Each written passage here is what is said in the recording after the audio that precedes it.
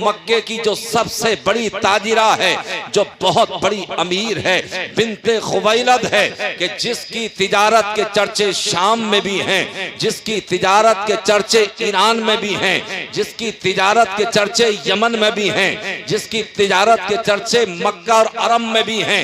हज़रत गिरामी, तो लोग जो है एतराज़ात कर रहे थे कि देखो एक ताजरा ने, एक बहुत बड़ी अमीर और बहुत बड़ी रईसा औरत ने मोहम्मद सल्लल्लाहु अलैहि वसल्लम से शादी कर ली है। जब खदीजतुल कुबरा के कानों तक ये आवाज पहुंची तो आपने एक दावत का एहतमाम किया और सबको जमा करने के बाद कहा था, ए मक्के के लोगों सुनो सुनो, तुम्हें यही तो एतराज है कि मैं बहुत ज्यादा अमीर हूँ और जिस मोहम्मद को तुम गरीब समझते हो मैंने उनसे शादी कर ली है। तो कान खोल करके सुनो, आज मैं ये इस अंजुमन में, मैं आज इस मजमे में लोगों के ये ऐलान करती हूँ कि आज से मेरा जितना माल भी है उसकी मालिका मैं नहीं बल्कि उसके मालिक मोहम्मद सल्लल्लाहु अलैहि वसल्लम हैं। और ए लोगों मक्के वालों, आज के बाद मुझे गरीब मत, आज के बाद मुझे अमीर मत कहना,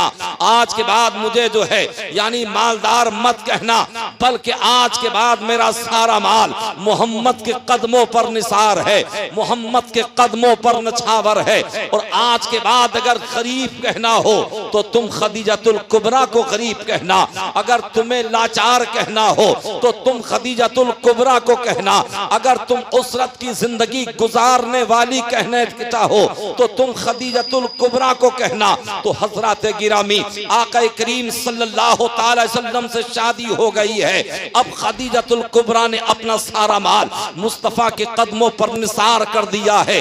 मेरे आका फरमाया करते थे कि जितना फायदा खदीजा के माल ने मुझे दिया है इतना फायदा किसी के माल ने मुझे इस्लाम को नहीं दिया है। अल्लाह अकबर। अब सरकार मुंतकिल हो जाते हैं हजरत खदीजतुल कुबरा के पांघर में और उनके घर के तरफ मेरे आका चल देते हैं और मेरे आका हजरत खदीजतुल कुबरा के घर में पहुंच जाते हैं। वहीं आपका रहना सहना शुरू हो जाता है। उसी महल्ले में हजरत सिद्दीक अकबर भी रहते हैं। अभी हजरत सिद्दीक अकबर की दोस्ती नहीं है, अभी हजरत सिद्दीक अकबर के ज्यादा गहरे मामलात नहीं हैं, मगर जब सिद्दीक अकबर ने देखा कि हजरत खदीजतुल कुबरा के घर में मुस्तफ़ा जाने रहमत तशरीफ ले आए हैं, हमारे महल्ले और कॉलोनी में इब्ने अब्दुल्ला तशरीफ ले आए हैं, तो अब हजरत सिद्दीक अकबर सरकार की अजमतों को देख रहे हैं, सरकार की रफ़ातों को देख रहे हैं, सरकार की बुलंदी को देख रहे हैं, सरकार की सदाकत को देख रहे हैं, सरकार की दियानतदारी को देख रहे हैं, सरकार की जिंदगी को देख रहे हैं, सरकार के तौर तरीके को देख रहे हैं। ऐसी मोहब्बत हजरत अबू बकर के दिल में सरकार की सरायत कर जाती है कि हजरत सिद्दीक अकबर मेरे आका को दिल दे बैठते हैं। और अभी आपने ऐलाने नबुव्वत भी नहीं किया है, मगर आपके दिल में आपकी मोहब्बत जो है सरायत कर जाती है, सरकार की मोहब्बत घर कर जाती है। हजरत सिद्दीक अकबर हैं। अब एक मर्तबा अपना माले तिजारत लेकर के आप मुल्क शाम की तरफ चले हैं। बहुत बड़ा काफिला ताजिरों का चला है, तो 4 लोग जा रहे हैं। अब जैसे ही मुल्क शाम में पहुंचे हैं, गिरजाघर के पास में पहुंचे, अपना पड़ाव डाल दिया। अब जब पड़ाव डाला तो सबके सब सो जाते हैं, सबके सब महवे ख्वाब हो जाते हैं, मगर फहरे मेरे सिद्दीक अकबर, मैं तुम्हारी अजमतों पर कुर्बान, मैं तुम्हारी रफ़ातों पर कुर्बान। अब हजरत सिद्दीक अकबर भी सोए हैं और भी ताजिर सोए हैं। हजरत सिद्दीक अकबर जब सो जाते हैं तो एक अजीम ख्वाब देखते हैं, एक निराला ख्वाब देखते हैं कि आसमान का चांद जमीन की तरफ आ रहा है। सिद्दीक अकबर ने अपने दामन को फैलाया है और आगे बढ़कर के चांद को अपने दामन में ले लिया है। बड़ा अजीम ख्वाब था, बड़ा मुबारक ख्वाब था। आज हम भी ख्वाब ख्वाब देखते हैं। हमारे ख्वाब का आलम तो ये है कि अगर 1 घंटे के लिए सो जाएं तब हमें ख्वाब नजर आते हैं, अगर 2 घंटों के लिए सो जाएं तब हमें ख्वाब नजर आते हैं, अगर 3 घंटे के लिए सो जाएं तब हमें ख्वाब नजर आते हैं। मगर आज जब हम ख्वाब देखते हैं तो कोई दौलत का ख्वाब देखता है, कोई औलाद का ख्वाब देखता है, कोई जो है बेटे और बेटी का ख्वाब देखता है, कोई सरबराही का ख्वाब देखता है। मगर हजरात, इन ख्वाब देखने वालों में ये अपना अपना मामला होता है, ये अपना अपना अज़्म और इरादा है। कोई तो दुनिया का ख्वाब देखता है, मगर कोई जन्नते,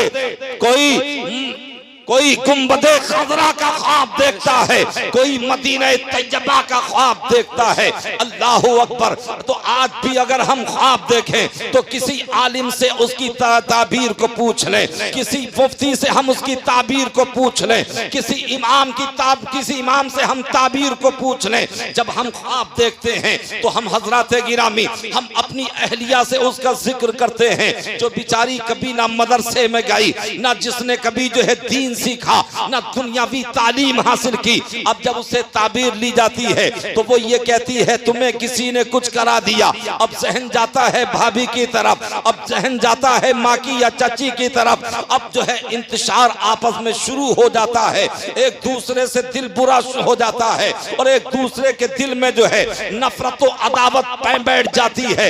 मगर फहरे सिद्दीक़ अकबर, जब आपने ख्वाब देखा तो ख्वाब देखने के बाद दिल में ये बात पैदा हुई कि मैंने बड़ा अजीम और मुबारक ख्वाब देखा है, तो इसकी ताबीर भी किसी अजीम से लेनी चाहिए। अब हजरत सिद्दीक़ अकबर को पता चला कि सामने जो गिरजाघर है उसमें एक राहिब रहता है और वो राहिब ख्वाब की ताबीर बताने में महारत ताम रखता है। अब हजरत सिद्दीक़ अकबर गए हैं गिरजाघर में, जब आप पहुंचे हैं तो आपने अंदर जाकर के देखा तो क्या देखते हैं कि एक राहिब जो है एक मसनद पर बैठा हुआ है, उसके चेले चपाटे नीचे बैठे हुए हैं और ये बड़ी शान और शौकत और तनतना और तमतराक के साथ में बैठा हुआ है। हजरत सिद्दीक़ अकबर ने जाकर के गुफ्तगू की और कहा, ए राहिब, मैं एक ताबीर ख्वाब की लेने के लिए आया हूँ, मेरे ख्वाब की ताबीर बताइए। राहिब ने कहा, बताओ ख्वाब क्या देखा है? सिद्दीक़ अकबर ने कहा, मैंने ख्वाब ये देखा है कि आसमान का चांद जमीन की तरफ आ रहा है, मैंने आगे बढ़कर के अपने दामन में ले लिया है। अल्लाह अकबर। जो कि राहिब अपने चाहने वालों से यानी उनकी तरफ रागिब था और उनसे महवे गुफ्तगू था। मगर जब सिद्दीक़ अकबर का ख्वाब उसने देख सुना तो वो बरजस्ता यानी मसनद से नीचे उतर आता है और उतरने के बाद हजरत सिद्दीक़ अकबर की कभी पेशानी को चूम रहा है, कभी आपके रुखसार को बोसा दे रहा है, कभी आपके लबों को चूम रहा है, कभी आपके केसुओं को चूम रहा है और कह रहा है, ए आने वाले जरा ये तो बता, तेरा नाम क्या है वो बता, तेरे बाप का नाम क्या है वो बता, किस शहर से आया है वो बता, किस मुल्क से आया है वो नाम बता। तो हजरत सिद्दीक़ अकबर ने कहा, मेरा नाम अबू बकर है, मेरे बाप का नाम अबू कहाफा उस्मान इब्न आमिर है, मैं जिस शहर से आया हूँ वो शहर मक्का है, जिस मुल्क से आया हूँ वो मुल्क अरब है। बस इतना सुनना था। तो सुनने के बाद वो राहिब पर जस्ता कहने लगता है कि दिल में आता है तुम्हें अमीरुल मोमिनीन कहो, दिल में आता है तुम्हें सिद्दीक़ अकबर कहो, दिल में आता है तुम्हें यारे ग़ार कहूँ। तो हजरत सिद्दीक़ अकबर ने कहा था, मैं ये आदाब और अलक़ाब लेने के लिए नहीं आया हूँ, बल्कि मेरे ख्वाब की ताबीर बताइए। तो उस राहिब ने बताया था कि तुम्हारे ख्वाब की ताबीर ये है कि मुल्क अरब में शहर मक्का में इमामुल अंबिया ने ऐलान नबुव्वत कर दिया है, सबसे पहले जो कलमा पढ़ोगे वो तुम्हारी ही जात होगी। नारे तकबीर, नारे रिसालत, मसलके आला हजरत, फैजाने सरकारे मदीना, अज़मते मुस्तफा। सरकार ने मक्के की सरजमीन पर ऐलान नबुव्वत कर दिया है। अब अबू जहल परेशान है, मैं क्या करूं? उतबा परेशान है, मैं क्या करूं? अबू लहब परेशान है, मैं क्या करूं?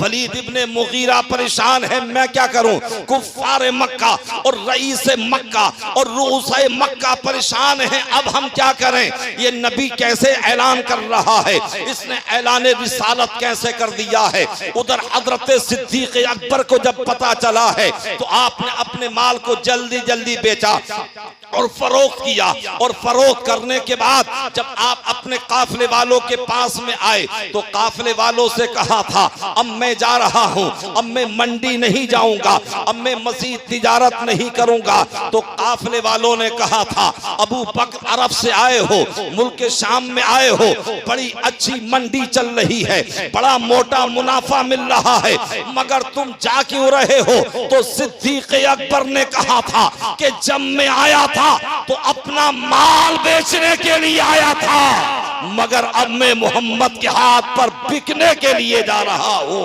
अल्लाहु अकबर।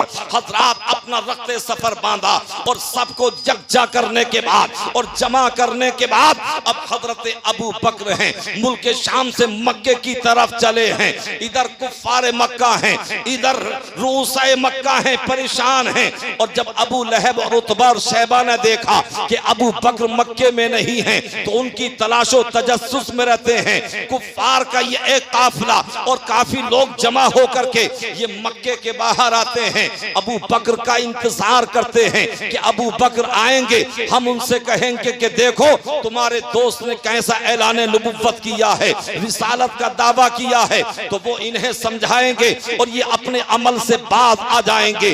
अब हजरात गिरामी जैसे जैसे धूप की तमादत बढ़ती जाती और सूरज की तपिश बढ़ती जाती, फिर ये मक्के के अंदर दाखिल हो जाते, फिर सुबह को ये बाहर जाकर के इंतजार करते। अब एक मर्तबा इन्होंने देखा कि गर्दो गुबार उड़ता नजर आ रहा है, तो हजरत गिरामी इन्हें कुछ यकीन हुआ, इन्हें कुछ तसल्ली और तशफ़ी हुई कि हो ना हो अबू बकर आ गए हैं, अबू बकर का काफिला आ गया है। अब जब ये गर्द करीब आती रही तो वो अबू बकर ही थे। जब कुफ्फार मक्का ने देखा कि अबू बकर आ गए हैं तो सबको बड़ी तशफ़ी और तसल्ली होती है। अबू बकर से कहते हैं ए अबू बकर, हम तो काफी दिनों से तुम्हारा इंतजार कर रहे थे, हम आबादी से बाहर आते तुम्हारा इंतजार करके वापस मायूसी के आलम में लौट जाते थे। ए अबू बकर सुनो सुनो। तो हजरत अबू बकर ने कहा था तुम मेरा शिद्दत से इंतजार क्यों कर रहे थे, तुम्हारे आने की वजह क्या है कि तुम मेरा इंतजार क्यों करते थे आकर के? तो उन कुफ्फार मक्का ने कहा था यतीमु अबी तालिब यज़उमु अन्नहु नबियुन, के अबू तालिब के यतीम भतीजे ने ऐलान नबुव्वत कर दिया है। जरा सोचने की बात है कि यतीम नबी कैसे बन सकता है, यतीम रसूल कैसे बन सकता है? मगर हजरात कुफ्फार मक्का ने कहा कि तुम अपने दोस्तों से जाकर के, अपने दोस्त से जाकर के बात करो और उन्हें समझाओ, मगर देखो हमने अभी कोई रद्द अमल जाहिर नहीं किया है, मगर हम तुमसे कहते हैं अंतन निहाया व अंतल किफाया, यानी तुम्हारा फैसला हमारा फैसला होगा, मगर सोच समझ करके फैसला करना, इसलिए कि यतीम भला नबी कैसे बन सकता है? अब हजरत अबू बकर से काफिरों ने ये कहा है, तो अब ये काफिरों की बात सुनने के बाद अबू बकर मक्के में दाखिल होते हैं, अपना असबाब व असासा अपने घर में रखते हैं। घर वालों ने कहा आप मसाफत से आए हैं, जरा पानी पी लीजिए, आपने इनकार कर दिया। घर वालों ने कहा आप थके मांदा हैं, खाना खा लीजिए, अबू बकर ने मना कर दिया और कहा कि जब तक मैं अपने दोस्त से मुलाकात नहीं कर लूंगा उस वक्त तक मैं खाना नहीं खाऊंगा, उस वक्त मैं प्यास नहीं बुझाऊंगा।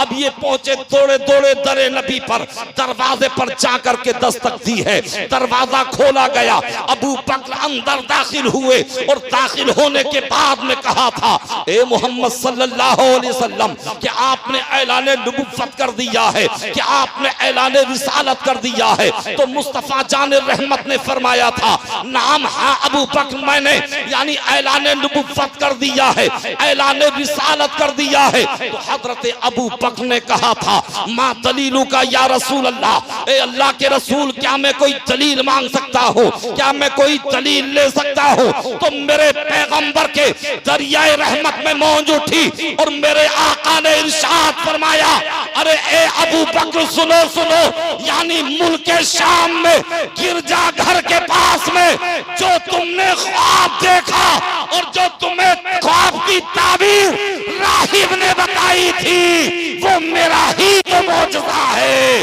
वो मेरी ही तो दलील है। नारे तकबीर, नारे रिसालत। हजरत अबू बकर ने जब ये सुना तो अर्ज करते हैं, या रसूल अल्लाह, अब देर न कीजिए, कलमा पढ़ा करके मुसलमान कर लीजिए। अब हजरत अबू बकर हैं, कलमा पढ़ करके मुसलमान हो जाते हैं। अल्लाहू अकबर। उधर अबू जहल, उतबा और शैबा वगैरह आपके मुंतजिर थे, इंतजार कर रहे थे कि अबू बकर आएंगे, शायद हमें कोई खुशखबरी सुनाएंगे।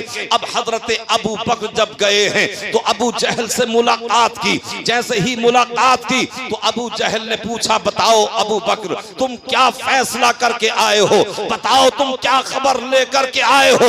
तो अबू बकर ने जवाब दिया था, अरे नादानो, जिस मोहम्मद को तुम जादूगर कह रहे हो, जिस मोहम्मद को तुम साहिर कह रहे हो, वो मोहम्मद जादूगर नहीं है, वो मोहम्मद साहिर नहीं है। अरे जो मोहम्मद जमीन पर बैठ करके मुल्क शाम की बातें बता रहा है और बातें बताने में वो झूठा नहीं है, तो वो आसमान की बातें बताने में झूठा कैसे हो सकता है? अबू बकर ने कहा था कि मैंने तो फैसला कर लिया है और मैं उनके हाथ पर बिक करके मुसलमान हो गया हूँ और मैंने ये ऐलान कर दिया है कि जब तक बिके न थे तो कोई पूछता न था, तुमने खरीद के हमें अनमोल कर दिया। हजरत, अब हजरत अबू बकर रज़ियल्लाहु ताला अन्हु कलमा पढ़ लेते हैं और मुसलमान हो जाते हैं। अब कुछ लोग ये कहते हैं बइख्तिलाफ़े रिवायात के सबसे पहले कलमा हजरत अबू बकर ने पढ़ा, कुछ कहते हैं सबसे पहले कलमा हजरत अली ने पढ़ा, कुछ कहते हैं सबसे पहले कलमा हजरत बिलाल ज़ैद इब्ने हारिसा ने पढ़ा, और कुछ कहते हैं सबसे पहले कलमा हजरत खदीजतुल कुबरा ने पढ़ा। मगर उलमा ने इसमें ये तत्बीक की है कि जवान मर्दों में सबसे पहले कलमा हजरत सिद्दीक अकबर ने पढ़ा, औरतों में सबसे पहले कलमा हजरत खदीजतुल कुबरा ने पढ़ा, बच्चों में सबसे पहले कलमा हजरत अली ने पढ़ा, और गुलामों में सबसे पहले कलमा हजरत ज़ैद इब्ने हारिसा ने पढ़ा। अल्लाहु अकबर। अब ये मुट्ठी भर मुसलमान हैं, थोड़े से मुसलमान हैं। इस्लाम धीरे धीरे मक्के की वादी में फैलता चला जा रहा है। अमीर भी ईमान ला रहे हैं, गरीब भी मुसलमान हो रहे हैं, और धीरे धीरे दायरा इस्लाम बढ़ता चला जा रहा है। और कुफ्फारे मक्का तो इस तलाश तजस्सुस में है कि मजहब इस्लाम को मिटा दिया जाए, मगर रब की रहमत ऐलान कर रही थी कि फानूस बन के जिसकी हिफाजत हवा करे, वो शमा क्या बुझे जिसे रोशन खुदा करे। और शमाए इलाही को बुझा सकता है कौन? जिसका हामी हो खुदा, उसको मिटा सकता है कौन? अल्लाहु अकबर। अब हजरत सिद्दीक अकबर ने दावत का काम, तबलीग का काम शुरू कर दिया है, और अजिल्ला सहाबा, बड़े बड़े सहाबा, अकाबिर सहाबा हजरत सिद्दीक अकबर की दावत पर ईमान लाते हैं। हजरत उस्मान इब्ने अफ़्फ़ान हजरत सिद्दीक अकबर की दावत पर ईमान लाते हैं। हजरत ज़ुबैर इब्नुल अव्वाम आपकी दावत पर ईमान लाते हैं। हजरत अब्दुर्रहमान इब्ने औफ आपकी दावत पर ईमान लाते हैं। हजरत साद बिन वक्कास आपकी दावत पर ईमान लाते हैं। हजरत तलहा बिन अब्दुल्ला आपकी दावत पर ईमान लाते हैं। आपकी दावत पुर मोहब्बत पर बड़े बड़े सहाबा ईमान लाते हैं और दायरा इस्लाम में दाखिल हो जाते हैं, मुस्तफ़ा की जुल्फों के असीर हो जाते हैं। एक मर्तबा हजरत सिद्दीक अकबर ने कहा था, या रसूल अल्लाह, ए अल्लाह के रसूल, अब अबू बकर की गैरत को ये गवारा नहीं है कि कब तक हम छुप करके जो है अल्लाह की खालिक इज्जत का ऐलान करते रहेंगे, उसकी समद इज्जत का ऐलान करते रहेंगे, उसकी रुबूबियत का ऐलान करते रहेंगे। आका मुझे इजाजत दीजिए कि मैं हरम काबा में जाऊं और अल्लाह की वहदानियत का ऐलान करूं और आपकी रिसालत का ऐलान करूं, लोगों को दीन की दावत दूं। मगर मुस्तफा जाने रहमत ने फरमाया, ए अबू बकर अभी ठहर जाओ, अभी जरा सब्र और तहम्मुल से काम लो, अभी बाउजरत काम ना लो, अभी जरा थोड़ा ठहर जाओ, इसलिए कि अभी मुसलमान कमजोरी के आलम में हैं, अभी मुट्ठी भर मुसलमान हैं। मगर हजरत अबू बकर ने कहा, या रसूल अल्लाह, मेरी गैरत को ये गवारा नहीं है कि अब हम छुप करके दीन की दावत दें, खुदा की वहदानियत का ऐलान करें, मुस्तफा आपकी रिसालत का ऐलान करें। तो मेरे आका ने इजाजत दी। अब हजरत अबू बकर खाने काबा में गए, पहले तो 2 रकात नमाज अदा की और उसके बाद लोगों को जमा किया, मुतवज्जे किया और सबको बुलाने के बाद आपने जो है खुदा की वहदानियत का ऐलान किया, अल्लाह की खालिकियत का ऐलान किया, उसकी रुबूबियत का ऐलान किया, फिर मुस्तफा की रिसालत का ऐलान किया और लोगों से कहा था, ए मक्के वालों, तुम कलमा पढ़ लो और मोहम्मद के दामन से वाबस्ता हो जाओ। अगर तुम ये काम कर लोगे तो तुम कामयाब हो जाओगे, तुम ज़फ़रयाब हो जाओगे। अब जैसे ही मक्के के लोगों ने ये सुना था, हरम काबा में मौजूद लोगों ने ये सुना था, तो सब के सब कहने लगे थे, अरे अबू बकर तो वही बोली बोल रहे हैं जो बोली मोहम्मद बोलते हैं, इनकी तो वही बोली है जो मोहम्मद की बोली है, ये तो वही पैगाम दे रहे हैं, ये तो वही मैसेज दे रहे हैं। अब सब के सब काफिर जो मक्के के अंदर खाने काबा के अंदर मौजूद थे, हजरत अबू बकर पर हमला आवर हो जाते हैं। कोई आपको गाली दे रहा है, कोई आपके मुक्के मार रहा है, कोई आपके थप्पड़ मार रहा है, कोई आपके घूंसे मार रहा है, कोई आपको डंडों से मार रहा है, मगर हजरत अबू बकर हैं और यही कहते चले जा रहे हैं कि जब तक मेरे जिस्म में जान रहेगी, मोहम्मद के कदमों पर कुर्बान रहेगी। अल्लाह अकबर। आपको इतना मारा कि हजरत अबू बकर बेहोश हो जाते हैं, आप पर खशी तारी हो जाती है। अब जब आप बेहोश हो गए तो आपके कबीला बनी तैम को बताया गया कि अबू बकर को इतना मारा है कि अबू बकर अजीब कैफियत में हैं, अबू बकर बेहोशी के आलम में हैं। अब बनी तैम के लोग आते हैं, अबू बकर से पूछते हैं, मगर अबू बकर बोलने के लिए तैयार नहीं है, आप बोलने के लिए नहीं, आप आमादा नहीं हैं। अलगरज आपकी वालदा आ गई और आने के बाद में कहा था, ए मेरे बेटे अबू बकर, अपनी माँ से 2 बातें तो कर ले। ए मेरे बेटे अबू बकर, अपनी माँ को अपनी आवाज तो सुना दे। ए मेरे बेटे अपनी आंखों तो खोल दे। ए बेटे अपनी आंखों को खोल करके तू जरा अपनी माँ का चेहरा तो देख ले। मगर सालिमों ने इतना सताया था कि हजरत अबू बकर हैं, आप पर खशी तारी है, आप पर बेहोशी तारी है। अबू बकर आंखों को नहीं खोल रहे हैं, अबू बकर अपनी माँ से बात नहीं कर रहे हैं, अबू बकर अपनी माँ से गुफ्तगू नहीं कर रहे हैं। तो फिर आपकी वालिदा उम्मुल खैर ने कहा था, कहाँ गए मेरे कबीले के लोग, कहाँ गए बनी तैम के लोग, अरे मेरे बेटे को मेरे घर तक तो पहुंचा दो। अल्लाहू अकबर। बनी तैम के लोग जमा होते हैं और जमा होने के बाद अबू बकर को उनके घर पहुंचा देते हैं। पूरा कबीला, पूरा खानदान जमा है, सबके सब ये सोच रहे हैं कि देखो अबू बकर को कितना मारा है, अबू बकर को कितना सताया है, अबू बकर को कितनी ज़र्बो तकलीफ पहुंचाई है। अल्लाहू अकबर। अब हजरत अबू बकर के पास लोग खड़े हैं और उन्हें कभी उनके मुंह पर छींटे मारे जा रहे हैं, कभी उनसे गुफ्तगू करने की कोशिश की जा रही है। आपकी वालिदा हैं, अपने बेटे से लिपट करके ज़ारो कतार रोती हैं, ए मेरे लाल, अपनी माँ से 2 बातें तो कर ले। ए मेरे बेटे, अपनी मत भरी आवाज तो सुना दे। ए मेरे बेटे, अपनी आंखों से अपनी माँ को तो देख ले। मगर हजरत अबू बकर हैं, आप आंख नहीं खोल रहे हैं, आप अपनी ज़बान और लिसान नहीं चला रहे हैं। हैं। आखिरकार हजरत गिरामी आपके कबीले के लोग सोच रहे थे कि अबू बकर जब होश में आएंगे, जब अबू बकर होश में आएंगे तो ये अपनी चोट के बारे में कहेंगे, ये अपने दर्द के बारे में कहेंगे, ये अपने कर्ब के बारे में कहेंगे, ये अपने इस्तराब के बारे में कहेंगे। मगर दुनिया ने देखा था और पूरी तारीख इस्लाम ने देखा था कि जब अबू बकर ने आंखों को खोला तो अपने दर्द के बारे में नहीं कहा था, अपने कर्ब के बारे में नहीं कहा था, अपनी तकलीफ के बारे में नहीं कहा था। जैसे ही आपने आंखों को खोला तो अपनी माँ से कहा था, मेरी माँ जरा ये तो बता दो कि मेरे आका मोहम्मद कैसे हैं। सुभान अल्लाह, अल्लाहु अकबर। जरा सोचिए, आज हमारा किसी से झगड़ा हो जाए, आज हमारी किसी से लड़ाई हो जाए तो हम अपने बारे में सोचते हैं, अपनी जान के बारे में सोचते हैं, अपने वजूद नाज़नी के बारे में सोचते हैं। मगर फहरे सिद्दीक़ अकबर तुम्हारी मोहब्बत पर कुर्बान, आपने अपनी जान की परवाह नहीं की। अगर परवाह की है तो मोहम्मद की परवाह की है, अगर परवाह की है तो इमामुल अंबिया की परवाह की है। पूरे बनी तैम के लोग इर्द गिर्द खड़े हैं और जब ये सुना है कि मोहम्मद के बारे में पूछ रहे हैं तो लोगों ने कहा था,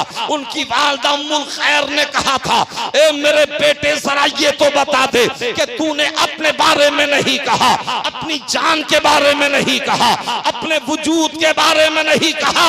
ए मेरे बेटे तूने मोहम्मद के बारे में बात की है तो मुस्तफा के ये गुलाम हजरत अबू बकर कहते हैं, ए अम्मी जान मैंने अपने आका के बारे में इसलिए कहा है कि अगर मोहम्मद खैरियत से हैं तो मैं खैरियत से हूँ, मोहम्मद खैरियत से हैं तो कायनात खैरियत से है, मोहम्मद खैरियत से हैं तो ये जहान खैरियत से है। और जो अबू बकर ने कहा था उसी की मंजर कशी बरेली के ताजदार ने की है कि वो कमाल हुस्ने हुजूर है कि गुमान नक्शे जहां नहीं, यही फूल खार से दूर है, यही शम्मा है कि धुआं नहीं, यही शम्मा है कि धुआं नहीं।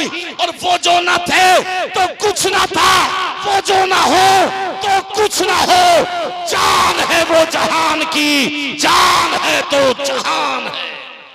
नारे तकबीर, नारे रिसालत, मसलके आला हजरत। सुभान अल्लाह। हजरत, अब हजरत अबू बकर रज़ियल्लाहु ताला अन्हु होश में आए तो फिर जब होश में आप आए तो आपने अपनी अम्मी से कहा कि ए अम्मी जान मुझे मोहम्मद की बारगाह में ले चलो।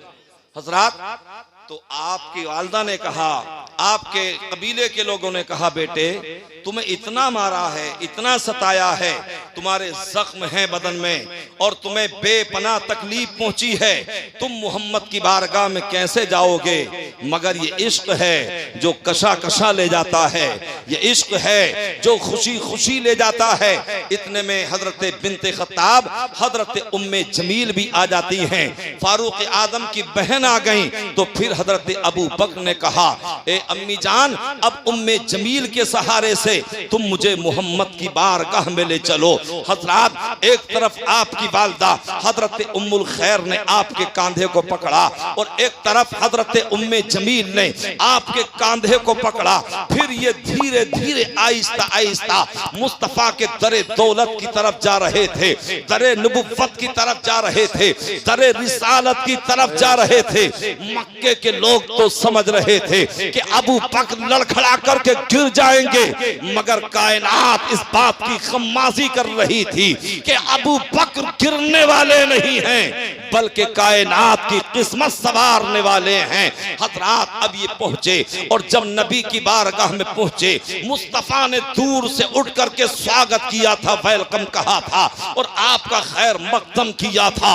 और जैसे ही अबू बकर सरकार के करीब में आए, मेरे आका ने अबू बकर को अपने सीने से लगाया और मेरे आका भी रंजीदा हो गए। मेरे आका की चश्माने नबुव्वत से, आंखों से आपके चश्माने नबुव्वत से आंसुओं का सैलाब जारी व सारी हो जाता है। और मेरे आका इरशाद फरमाते हैं, ए मेरे अबू बकर, मैंने तुमसे मना किया था, मैंने तुम्हें रोका था कि अभी मुसलमान कमजोरी के आलम में हैं, अभी तुम इतनी खुल करके दीन की दावत मत दो। मगर ए मेरे गुलाम, तुमने मेरी बात पर अमल न किया और देखो जालिमों ने कितना सताया है, कितना तुम्हें मारा है, कितनी तुम्हें ठेस पहुंचाई है, तुम्हें कैसा दर्द और इस्तराब में मुब्तला किया है। जरा हजरात सोचिए, आज हम भी उसी नबी का कलमा पढ़ते हैं, आज हम भी सिद्दीक अकबर की जानिसारी का हम नारा लगाते हैं, मगर क्या वाकई हम मोहब्बत करते हैं?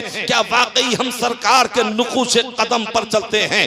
अगर मोहब्बत का सबक और तर्ज मोहब्बत लेना है तो सिद्दीक अकबर से ले लो, अगर वफादारी का दर्स लेना है तो बारगाह सिद्दीकी से ले लो, अगर मोहब्बत करने का सलीका लेना है तो अबू बकर की चौखट से ले लो। जब मेरे आका की बारगाह में पहुंचे तो सरकार ने मोहब्बत के साथ अपने गुलाम को अपने सीने से लगाया, अपने सदर नबुव्वत से लगाया और मेरे आका आंसू बहा रहे हैं, अबू बकर भी रो रहे हैं। मेरे आका ने फरमाया, मेरे गुलाम तुझे कितना सताया है? तो हजरत अबू बकर ने कहा था, या रसूल अल्लाह, मुझे जालिमों ने मारा है, सताया है, मुझे इस बात की कोई परवाह नहीं है आका। ए आका, मेरी मंजिल आसमानों से भी बाला और आला है, और जो सुरैया से भी मुझे ऊंचा जाना है। और ए आका, आपने मुझे सीने से लगा करके कायनात से बुलंद कर दिया है।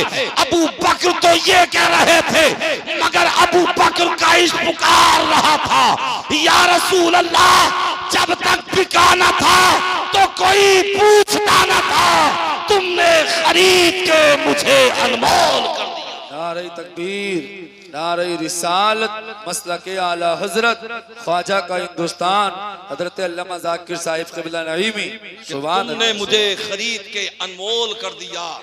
हजरात, अब हजरत अबू बकर ने कलमा पढ़ लिया है और धीरे धीरे मुसलमान दायरे इस्लाम में दाखिल हो रहे हैं। हजरत गिरामी, तो हजरत अबू बकर सिद्दीक रज़ियल्लाहु ताला अन्हु का मर्तबा कितना बुलंद बाला है। आज जो लोग बकवास करते हैं कि हजरत अबू बकर ने, खुलफाए सलासा ने हजरत अली के यानी हक को जो है सल्ब किया है, छीना है, खिलाफत तो उन्हीं का हक था, खलीफा तो उन्हीं को बनना चाहिए था, मगर हजरत गिरामी, इसका फैसला तो मेरे पैगंबर ने फरमा दिया था।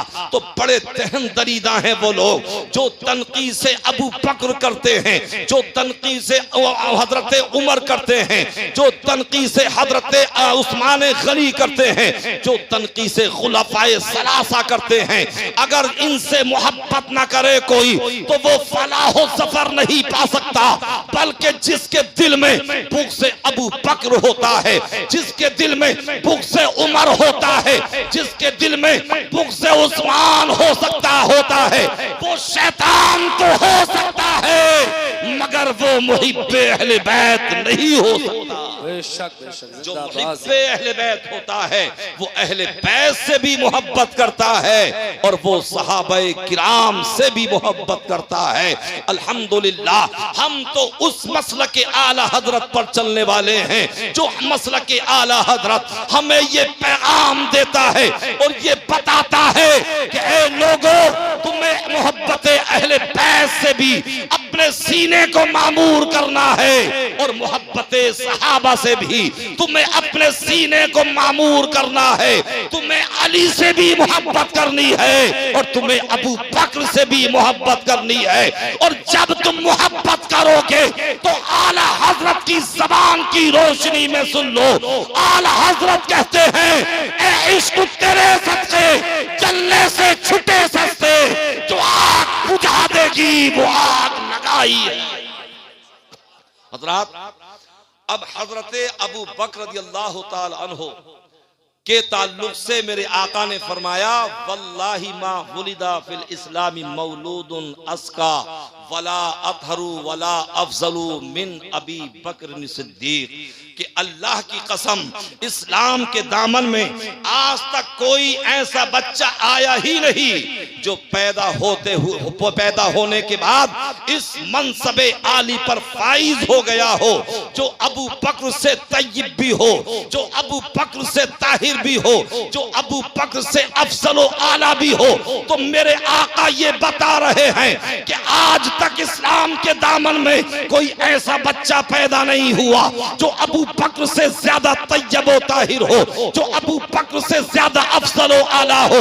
तो पता चला कि सबसे तय्यब भी अबू बकर हैं, सबसे ताहिर भी अबू बकर हैं, सबसे अफजल भी अबू बकर हैं, सबसे आला भी अबू बकर।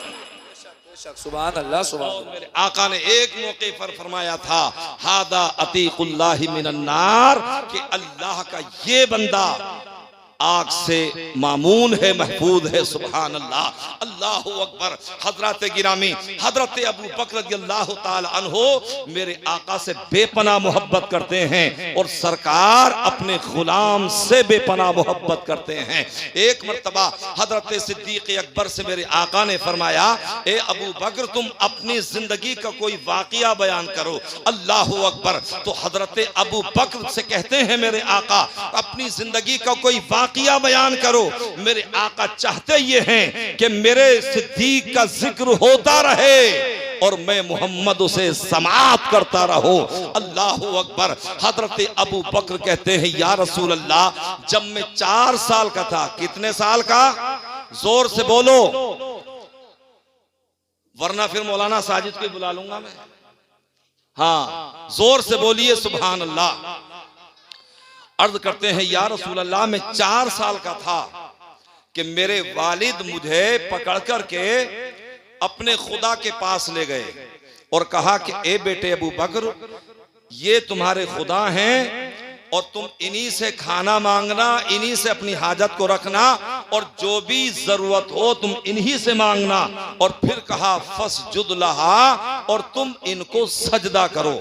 हजरत अबू बकर कहते हैं कि मेरे वालिद अबू कहाफा ये कहकर के चले गए और जब वो चले गए तो फिर मैंने बुत से मुखातिब होकर के कहा और बुत को मुखातब करके कहा कि ए बुत, ए झूठे खुदा, मैं भूखा हूं, मुझे खाना खिला।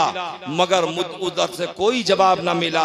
फिर मैंने बुत से कहा, मैं नंगा हूं, मुझे कपड़ा पहना, मगर मुझे कोई जवाब ना मिला। तो फिर मैंने हाथ में पत्थर ले करके बुत की तरफ इशारा करके कहा कि ए बुत, अब मैं तुझ पर हमला करने वाला हूं, अब मैं तुझ पर संगबारी करने वाला हूं, तू अपने आप को बचा, अपना दिफा कर। मगर बुत से कोई जवाब ना मिला। और हजरात, बुत बेचारा कर भी क्या सकता है, वो तो मक्के और अरब की बात है।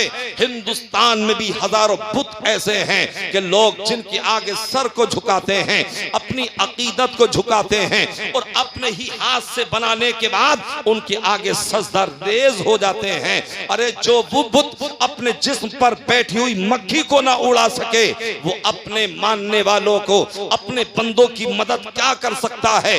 अगर ये ताकत किसी में है तो उसकी उसमें ताकत है जो पूरी कायनात का परवरदिगार है, जो पूरी कायनात का इलाह और मालिक है। अजीज़ान मिल्लत इस्लामिया, हजरत अबू बकर कहते हैं कि जब उसने कोई जवाब मुझे ना दिया तो मैंने बड़ी ताकत से पत्थर को मारा और जैसे ही उसके चेहरे पर पत्थर पड़ा, नाक अलग है, कान अलग है, जबान अलग है, रुखसार अलग है और वो टूट करके जो है पत्थर की जो है यानी खिपड़ियां बन गया और जो है ठीकरियां बन गया वो। और हजरात, आप कहते हैं, या रसूल अल्लाह, जब मैंने ये काम किया तो इतनी देर के बाद मेरे वालिद आ गए। जब उन्होंने अपने खुदा की ये दुर्गत देखी, उसकी ये नाजुक हालत देखी, तो मेरे 2-3 थप्पड़ रसीद किए और कहा कि नालायक, तुमने ये काम क्या किया है। और मुझे पकड़ा और मेरी माँ के पास ले गए, हजरत उम्मुल खैर के पास ले गए और कहा कि देखो आज तुम्हारे बेटे ने कैसे कैसे गुल खिलाए हैं और आज मेरे खुदा के साथ में इसने क्या किया है। अल्लाहु अकबर। तो हजरत अबू बकर की वालिदा ने कहा, तुमने क्यों तोड़ा उसे? तो वो आपने पूरा वाकया बयान किया कि मैंने खाना मांगा मांगा ना मिला, मैंने कपड़े मांगे ना मिला ना मिले, और मैंने कहा कि अपना दिफा कर मैं हमला करने वाला हूं, मगर वो अपनी हिफाजत ना कर सका। तो जब आपकी वालिदा ने ये सुना तो आपकी वालिदा ने आपके वालिद से कहा था, अरे आप सजदा कराना उससे चाहते थे जो खुद भी किसी गैर खुदा को सजदा नहीं करता है और न दूसरों को सजदा करने देता है। आपकी वालिदा उम्मुल खैर फरमाती हैं, आप अबू बकर की बात कर रहे हो, 4 साल बच्चे की बात कर रहे हो। अरे ये तो 4 साल का अब है, कुछ तो ज़ी शऊर है, कुछ तो अहले खिरद है। मगर आओ मैं जब की बात तुम्हें बताती हूँ कि जब मैं मेरे शिकम में था, जब ये मेरे बतन में था, मेरे पेट में था, जब ये मेरे शिकम में पल रहा था, तो मैं पानी भरने के लिए कुएं पर जाती। हजरात, आज से आप जब 100 साल या 50 साल पहले जाएंगे तो हजरात गिरामी आपको ये घर घर नल ना मिलेंगे। शिकमपुर में भी आप देख लीजिए, पूछिए बुजुर्गों से, क्या 50 साल पहले घर घर में समरसेबिल थे? क्या नल लगे हुए थे? नहीं नहीं, मुख्तसर से 1-2 कुएं बस्ती में होते थे। मर्द भी पानी भरने के लिए जाते थे, औरतें भी पानी भरने के लिए जाती थी। और आज तो आलम यह है कि जरा सा बटन दबाया और फुर्दसी होता है और मिनटों सेकंडों में जो है बाल्टा या बाल्टी भर जाती है।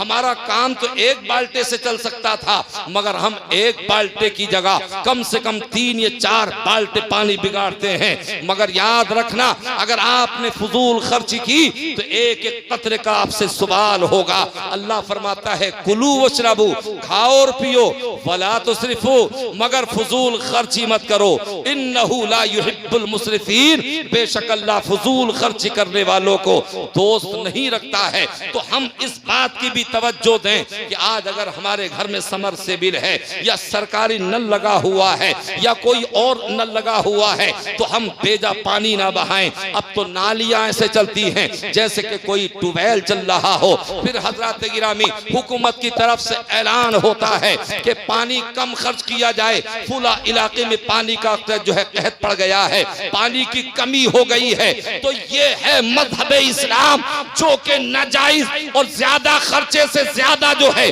पानी बहाने को भी पसंद नहीं करता। अगर तुम सुन्नतों पर अमल करोगे तो ना तो पानी की कमी में मुब्तला हो सकते हो, ना किसी और परेशानी में मुब्तला हो सकते हो।